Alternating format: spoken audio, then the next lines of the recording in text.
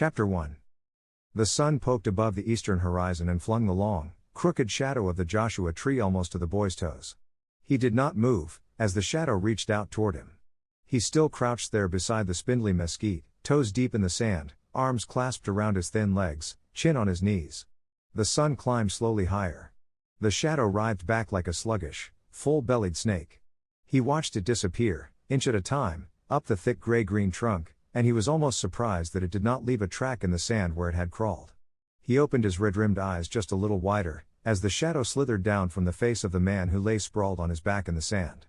But still the boy did not change his position. He had crouched there all night, stirring only once or twice. Then he had taken a hesitant step toward the shapeless heap on the sand, each time dropping back on his heels. Numbing grief and fear held him tightly. They dulled his brain and paralyzed his muscles. In his 14 years he had known something of death, had seen it intimately when his father and mother died.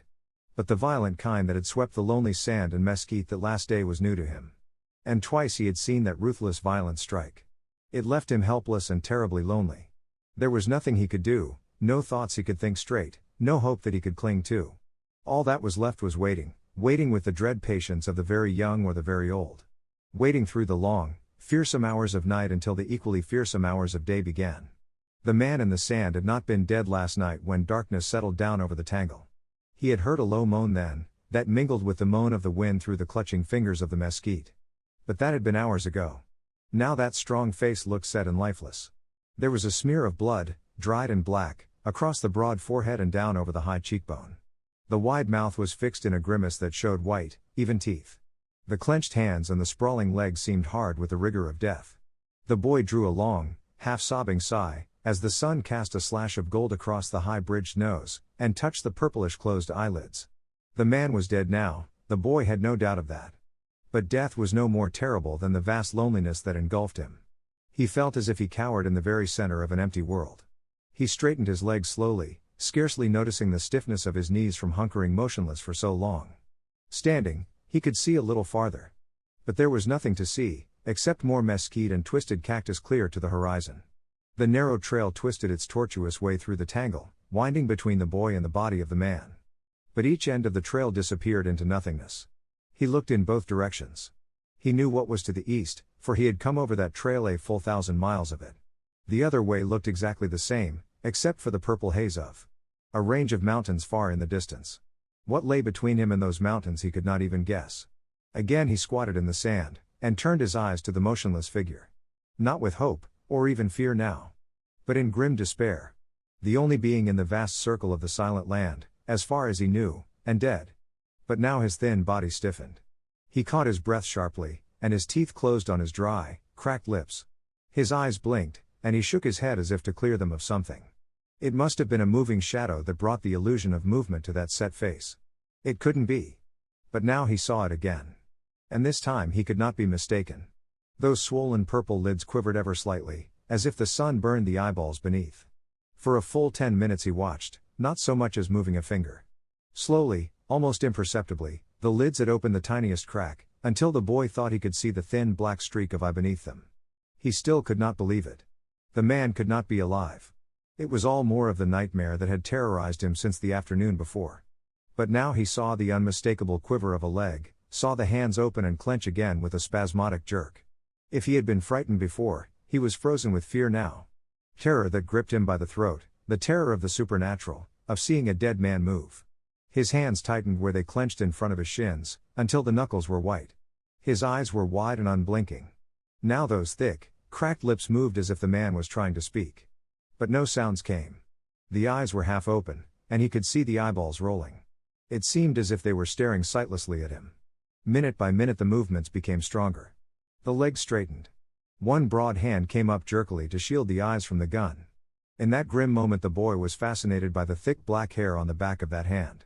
The man struggled to rise now, while the boy stared unbelievingly. Mumbled sounds came from the thick lips. Knees bent, and booted heels dug into the sand. At last, with an explosive grunt and a great heave, the man rolled over onto his face. His arms bent, and his big hands spread themselves on the sand. Slowly, inch by inch, he forced his body up until it left the hollow it had made in the sand. The blood-smeared face with the wild eyes was turned toward the hunkering boy. A hollow laugh that was more terrible than a curse came from those parched lips. The words that followed were thick and barely intelligible. You, buzzard, sitting over there, with your claws in your beak, honing for a hunk of my flesh. I fooled you, you're going to miss your feed. I ain't. That croaking voice brought the boy from the hypnosis of fear that had held him motionless. His head jerked up from his knees.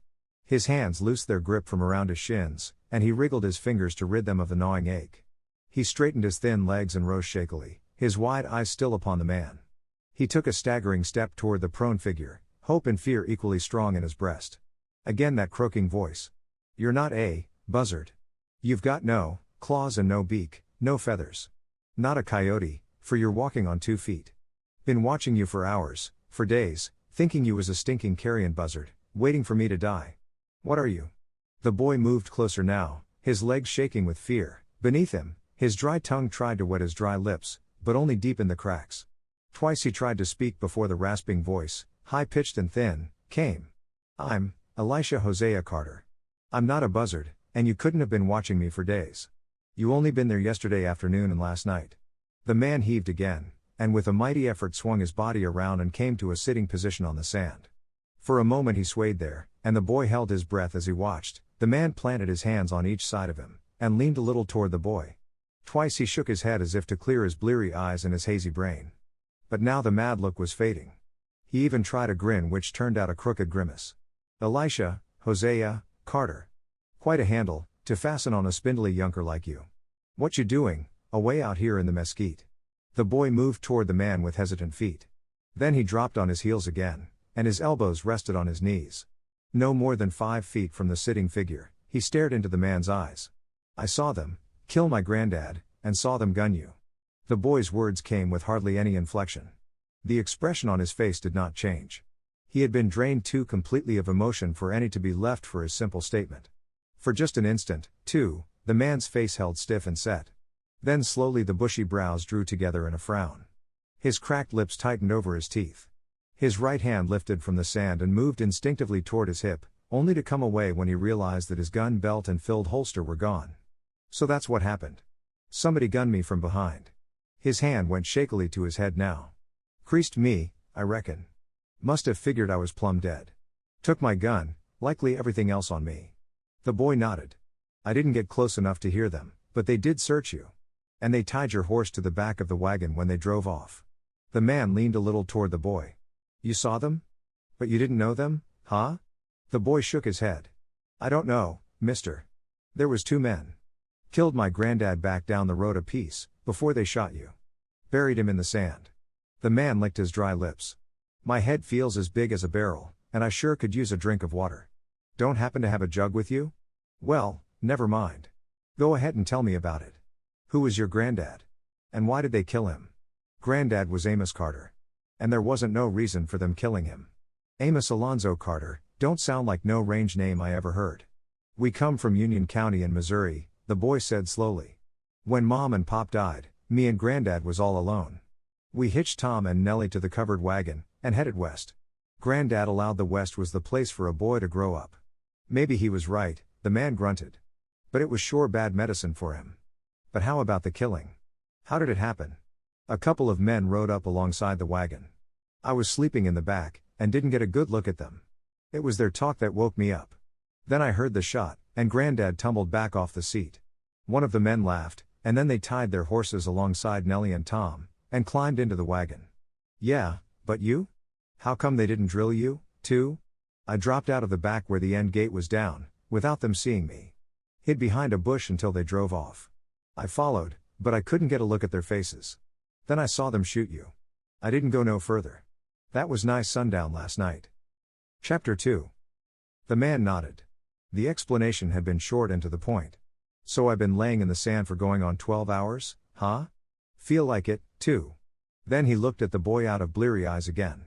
You didn't sound none too certain when you said you didn't recognize the killers, son. Sure it wasn't someone you know, and for some reason you ain't telling? For a full minute the boy did not answer, his brow was furrowed, and his eyes were staring with intense concentration. When he did speak, it was in hesitant words. They looked, sorta like, a couple of men we saw back in the feed yard at the last town, Lorber, I think it was. But like I told you, I didn't see their faces in the wagon. And you think they might have followed you, huh? Was there any reason? Did your granddad have any words with them, or did he flash a roll of bills, or something? The boy shook his head. Granddad never quarreled with nobody in his life. And a big roll, you mean? If the old man was flashing a roll, it might have been the reason. Granddad did have nigh $5,000 onto him. He sold off everything, when Mom and Pop died. Everything, except Tom and Nellie and the wagon.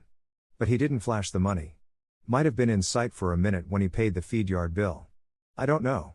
The man's iron strength was returning, even though his lips and tongue were becoming thicker and drier with every second. At last he heaved himself to his feet. He stood shakily, with feet widespread, and a look of dizzy pain swept his face. Talking ain't getting us nowhere, son. We're here on our own, without a horse or a gun or any water or grub. Don't reckon you know the country. Likely as much a stranger as I am. Wouldn't know where there was a water hole or a place to get a bait of grub. Ain't never been here before, the youngster answered. But Granddad allowed we'd make really late last night. Maybe 3-4 hours driving. And we're a little closer. Reckon Raleigh must be a right smart good town. Must be a heap different from any of these here dry country towns I've hit. Then, the man grunted. But anyhow there'll be water and grub. Let's get to moving. You're sure you think you can walk, mister? That gouge onto your head. Just a gouge, the man grunted. Been hurt a heap worse many as the time. I'll make it, if I don't starve to death. Now he glanced around the spot again, as if to satisfy himself that all his possessions really were gone. Then he moved with shuffling steps to the twisting trail through the mesquite, and headed west. The boy trudged at his side. For 100 yards they were silent, but the youngster studied the tall, broad-shouldered man. For some reason he trusted the stranger, trusted and liked him. He wondered where he was from, what brought him to this country, wondered what was ahead of the pair of them. And the man must have sensed what was going through the boy's mind. For he half turned toward the youngster, and gave him a twisted smile that was more than half grimace. Elisha Hosea Carter, huh? What do they call you? Not that whole name, I hope. Eli, mostly. Mom used to call me all of it, when she was a little put out at me. But mostly it was just Eli. The man grinned again. Eli is good enough for me, son. And me, I'm Rip Campbell. Come from Wyoming on account of a special job that has to be done. Reckon you and me as well team up. Ain't no bargain for either one of us, but likely our trail will be running side by side for quite a spell. The boy drew a long breath of relief. That suits me, Rip, until we meet up with the men who killed my granddad. Then I aim too. Whoa up, feller, the man grunted. I've got as much stake in meeting them as you have. They gunned me, too, and took my horse and guns. And the sizable roll I was carrying. The boy nodded soberly. Yeah, I reckon you have. Now they gave their whole attention to forcing their dragging feet along the sandy trail. The sun beat down with searing intensity, and their thirst grew unbearable. Everything became shimmery and unreal before Eli Carter's eyes, and he could see that Rip Campbell was staggering like a drunken man. They did not try to talk, and just as well, for their thick tongues filled their mouths. A dozen times in the next 4 miles they saw what looked like little lakes ahead of them. They would hurry their steps, only to find the mirages fading beneath their feet. More times than they cared to count, ahead of them appeared to be riders approaching, or buildings huddled between them and the shimmering horizon or moving herds along the crest of some low dune. Each time they were disappointed. And so it was that when the little town of Raleigh suddenly loomed in front of them, they did not feel the faintest tinge of excitement. Rip Campbell's thick lips moved in a wordless curse. Eli Carter's red-rimmed eyes did not widen or brighten. It was just another mirage. A mirage that would not trick him into wasting precious strength in useless hurrying. A mirage that would not excite him with false hope of cool water, of rest and food. He'd keep trudging on as long as he could move one foot in front of the other. Then he'd lie down and die. Even when they staggered out of the broiling sun into the actual shadow of the huge livery barn, they did not allow themselves to believe. Instinctively they moved a little closer to each other. They eyed each other, looking for a sign of the same illusion. Rip Campbell's dry lips moved as he tried to voice a question. Eli Carter understood, even though no words came. He moved a little ahead of Rip, and touched the weathered slabs with a hesitant hand. He looked back at the big man, and nodded. Together, they moved around the corner of the rickety old barn. The straggling town, with its drab, false-fronted buildings and ramshackle shacks spread out in front of them. The trail, which widened slightly to make the main street, bent around the barn. To their sun-scorched, sand-reddened eyes, Raleigh looked hardly more than a shimmering haze. The 2 or 3 moving men on the humpy sidewalks were mere moving blots in the brilliant light. But the long wooden trough, spilling over from cool water that trickled from the end of a pipe, was no mirage. And the creak of the old windmill on its creaky tower was not the moan of the wind through the mesquite. Rip Campbell looked at Eli Carter. The boy answered the stare. Then both staggered at a half-run to the trough. They plunged their faces deep into it. When the water had cooled their burning brains a little, when they had drunk sparingly, they straightened and turned. A tall, incredibly thin old man, with a sparse and straggly mustache and twinkling little black eyes, faced them. He stood with his feet wide apart, knobby fists on his hips close to his filled holsters. A smile that held no hint of humor played across the thin lips beneath the mustache. "Hi, strangers. Wasn't looking for you to show up. Figured the buzzards was picking your bones." Rip Campbell licked his lips, found that his tongue had lost some of its stiffness. But his voice, when he spoke at last, was still raspy. "Them words need a little explaining, mister." The tall man moved a step closer. "Didn't figure you was in the land of the living, not any. Not when Bix Gaffney and Pat Lomax hit town late last night, driving a team to a covered wagon and leading a strange horse from the North Country." Rip Campbell felt his senses clearing from the cool water, felt the strength returning to his whipcord body. And for the first time in hours, what had happened out in the mesquite assumed real importance. "You know what happened then? You know who? Whoa up, stranger. Don't know nothing. Can only guess by what I see and hear. Know the wagon and team came from back east. Horses wasn't branded. Know the saddled horse came from the North Range. Carrying a double cinch saddle with a long rope. Wyoming, or Montana, or some of them places. Go ahead." Rip Campbell's voice was low, but hard. "I know Gaffney and Lomax didn't come by them honest. Because I know them 2 pelicans, have for 10 years. They wouldn't buy nothing they could steal. And anyway, they offered them to me too damn cheap." Rip Campbell nodded slowly. He shot a glance at Eli Carter, caught the wide-eyed look on the boy's face. Then back to the old liveryman. "If you know that much, maybe you can tell me where I can find them 2 gun slicks. I'm hoping to meet up with them." Still smiling crookedly, the tall old man turned and started toward the little office at the corner of the barn. "Come in and set a spell, strangers. We'll make a little talk, whilst you're stowing a bait of grub." Rip Campbell and Eli Carter followed eagerly. While they ate cold beef and beans and drank the scalding coffee, the old man talked. He'd been in Raleigh for 20 years, ever since a riding injury forced him to give up punching. And he didn't like the way things had been going lately. More especially, he didn't like Bix Gaffney and Pat Lomax, not any. Pair of crooks without conscience. Nothing he could do, though. Bix Gaffney owned the hotel and bar, and controlled all the gambling in Raleigh.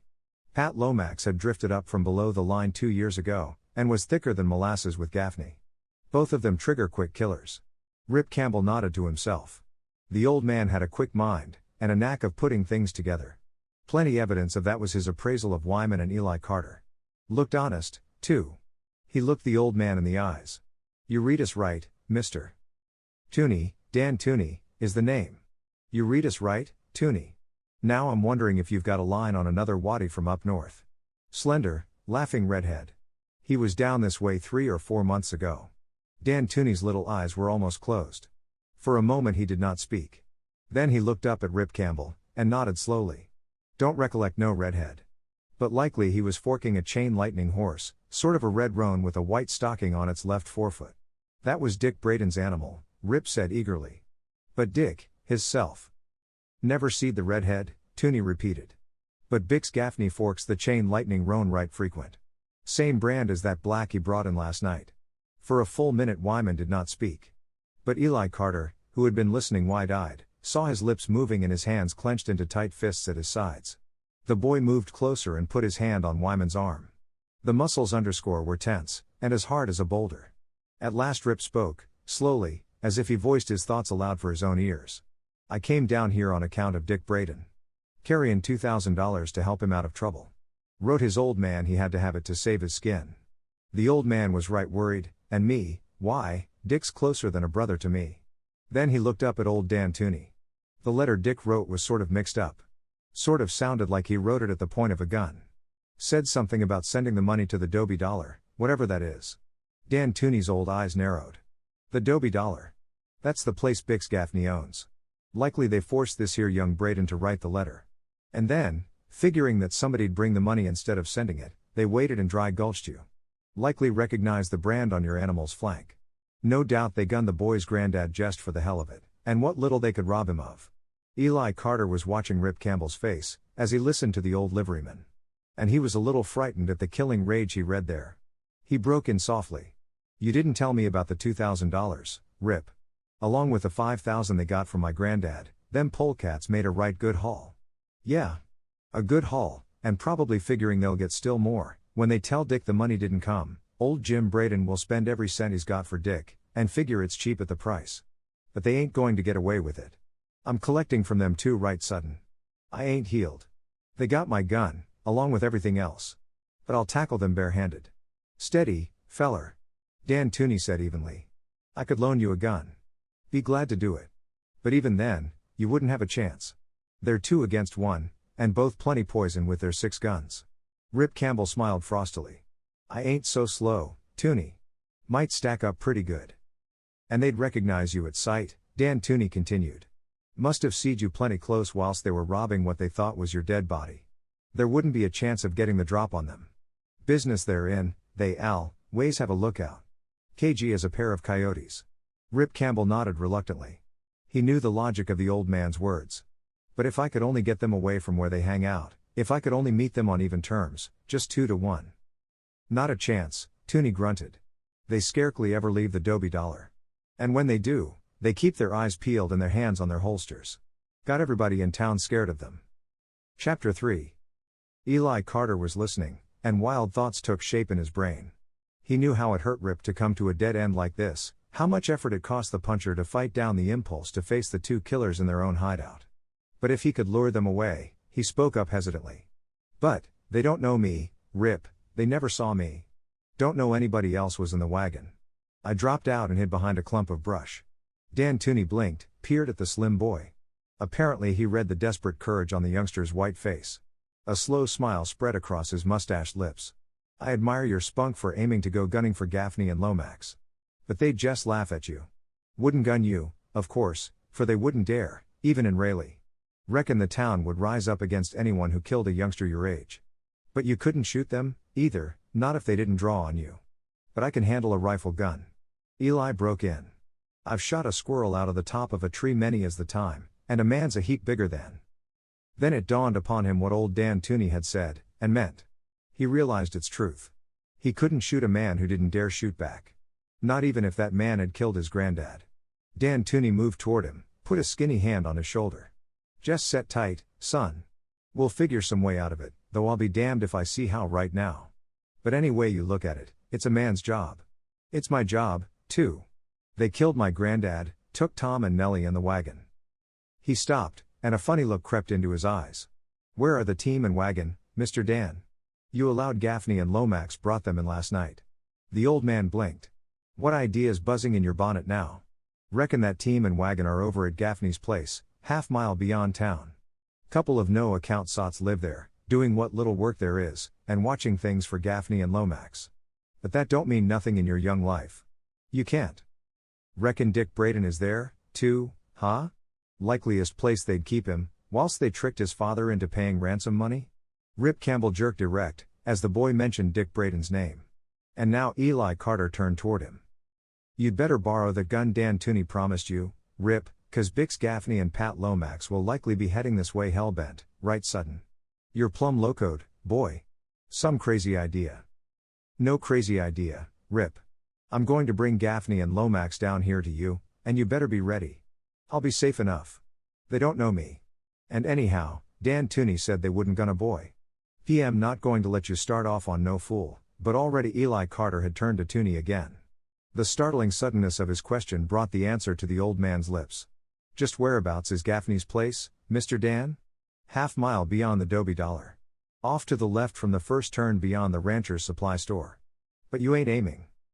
Before the words had left Dan Tooney's hips, Eli Carter was heading for the door. He stopped, half-turned, and spoke once more to the 2 men standing open-mouthed. "Your varmints will be along right sudden, Rip. I'll bring them here, then it's up to you." Young Eli Carter walked from the livery stable with his back stiff and his shoulders squared. He knew that Rip Campbell and Dan Tooney would be watching him from the window, knew that only the suddenness of it all had kept them from stopping him. But his knees were strangely weak beneath him, and deep in his heart was grim fear. He had not forgotten, would never forget the merciless cruelty of the men who had shot his unarmed grandfather, and laughed while the old man died. Dan Tooney had said they would not dare to shoot an unarmed boy. But Eli Carter was none too sure of that. Gaffney and Lomax were ruthless and without conscience, and he didn't want to die. He had the healthy boy's dread of pain and death, intensified still more by his vivid imagination. But he had his grandfather's courage, too, a courage that had driven the old man into a new country at an age when a man wants peace and quiet. And there was a fathomless well of bitter grief and anger to spur the boy on. He reached the sidewalk that led down the east side of the street and past the Dobie Dollar. Other little false-fronted buildings were between him and the saloon, and the bigger Rancher's Supply store was on beyond. He passed only 2 men before he reached the Dobie Dollar.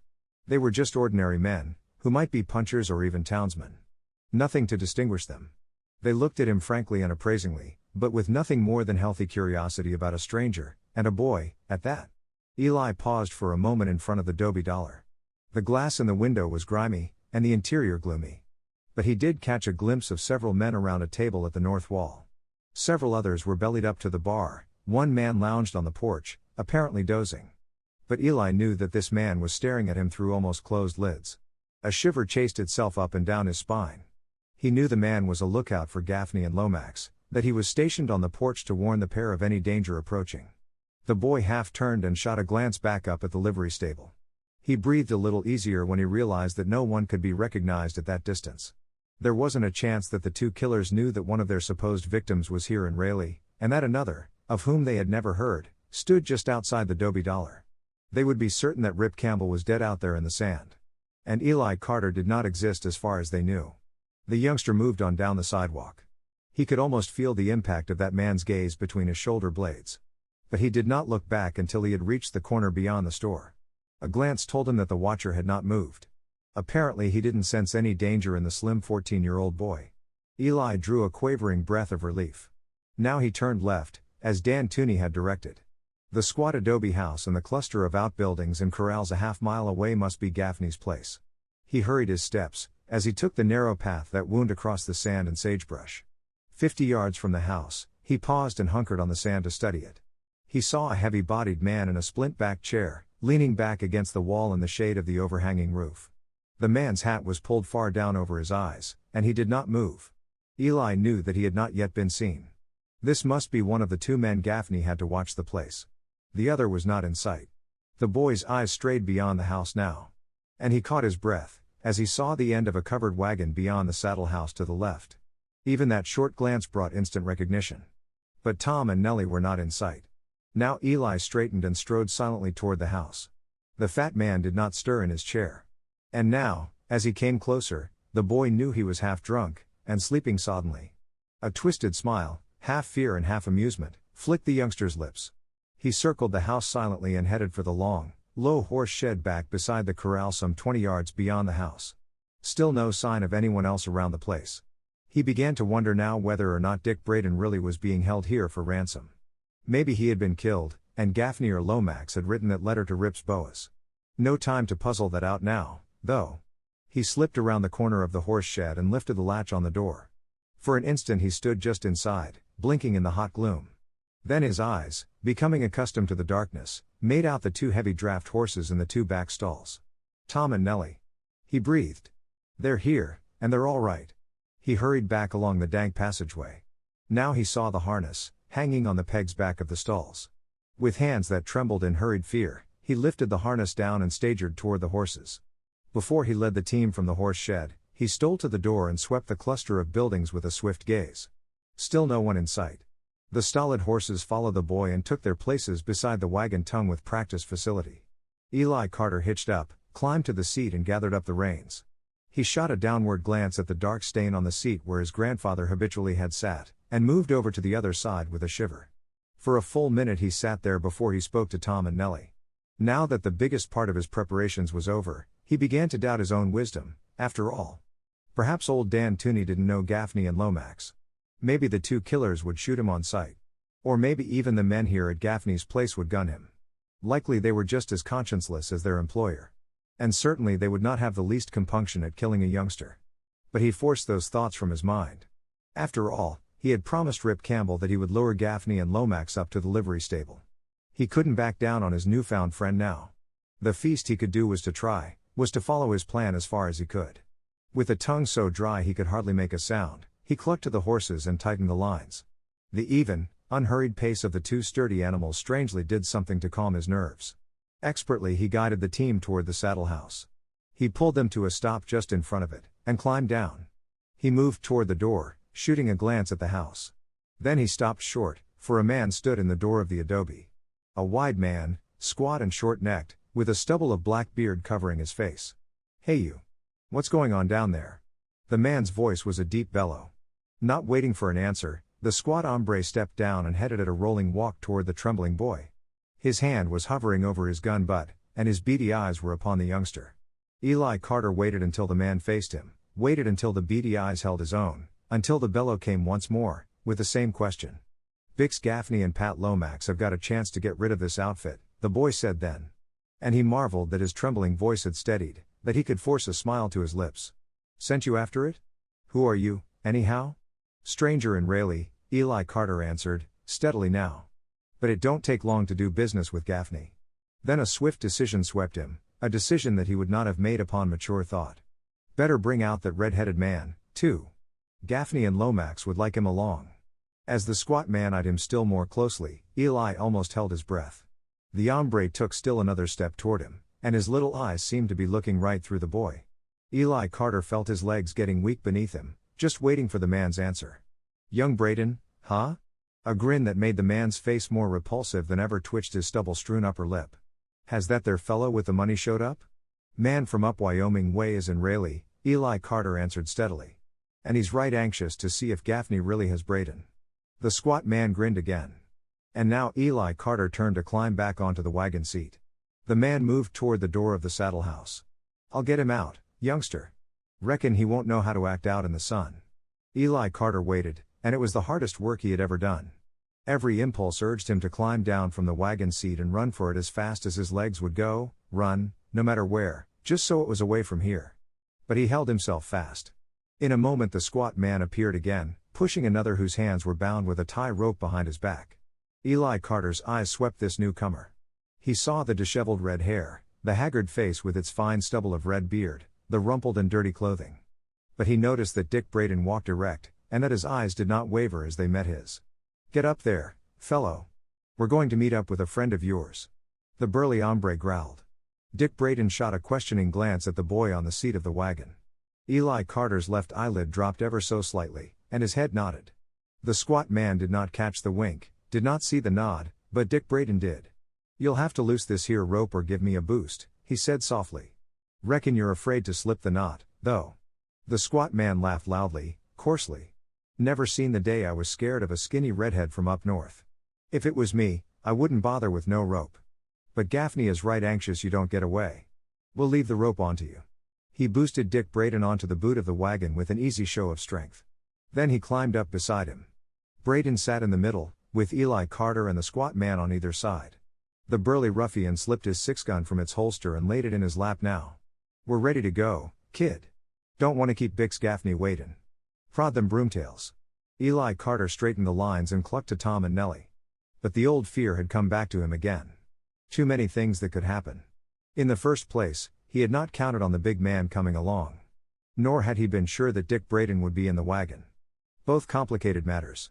But sitting stiffly erect, eyes straight ahead, he guided the team along the narrow, twisting trail. He felt Dick Braden's gaze flicking toward him, could read the question in the blue eyes. But he did not speak. Chapter 4. When they passed the adobe house, the squat man called to his companion, slouched in the shade. The other lifted a heavy hand at last, and waved it aimlessly.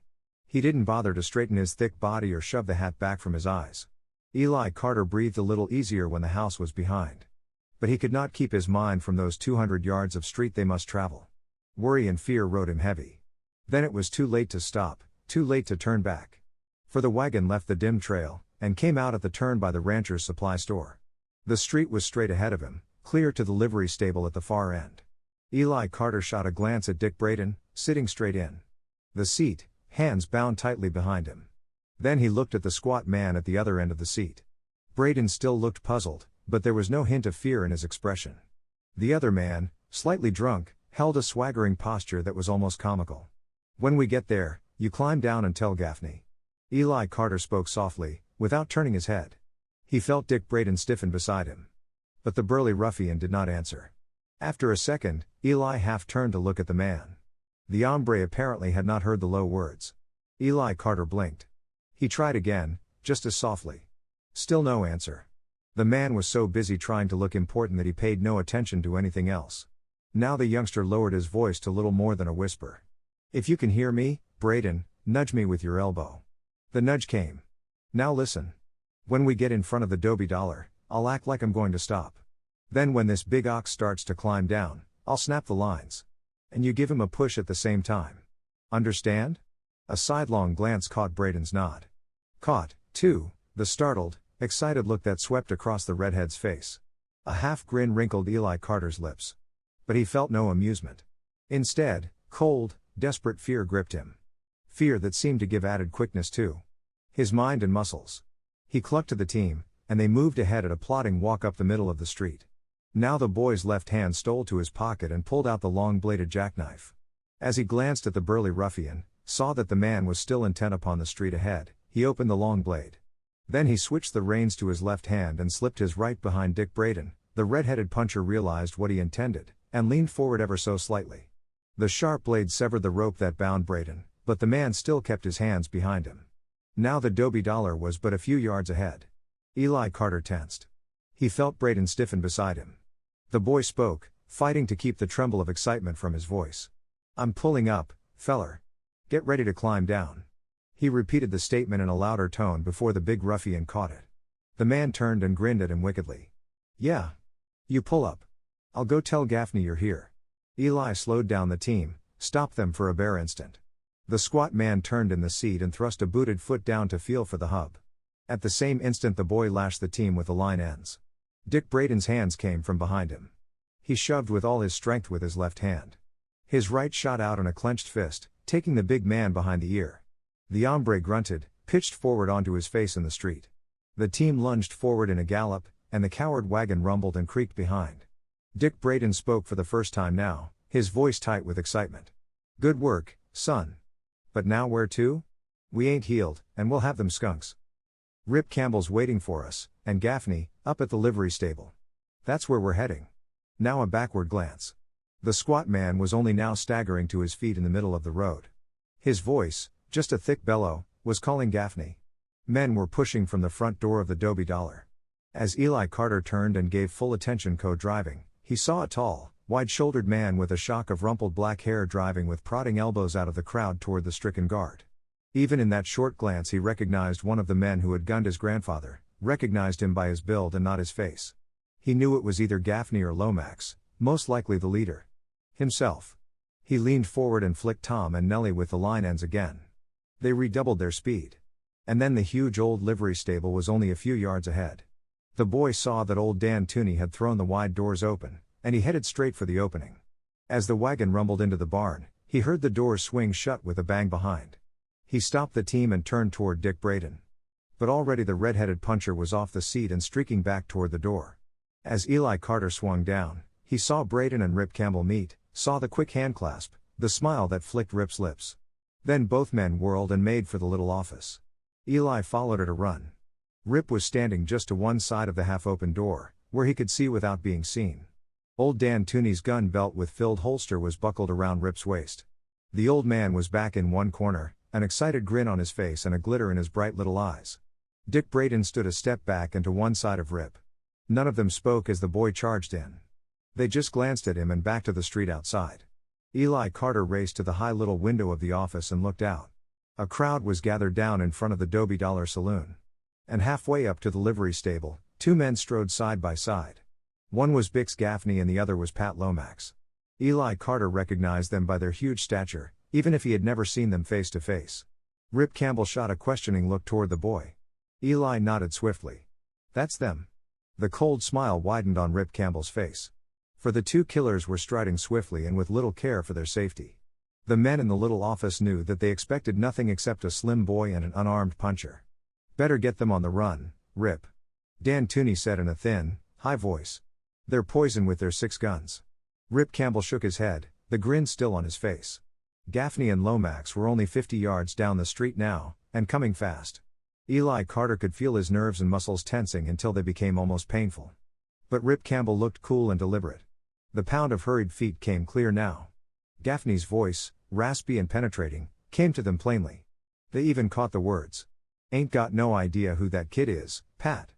Butch Gilpin says he's a plumb stranger in Raleigh, must have known Braden, though. Called him by name. I'll pistol whip that damn booze hoister after we finish with the kid and the redhead. Letting a kid like that outsmart him. But maybe the kid did have a gun, Bix." Lomax's voice was deeper, coarser. "No, he wasn't healed. Gilpin wasn't too drunk to know that. Just some crazy idea that a kid gets sometimes. He'll sure wish he was never born. I'll give old Toonie what's coming, too.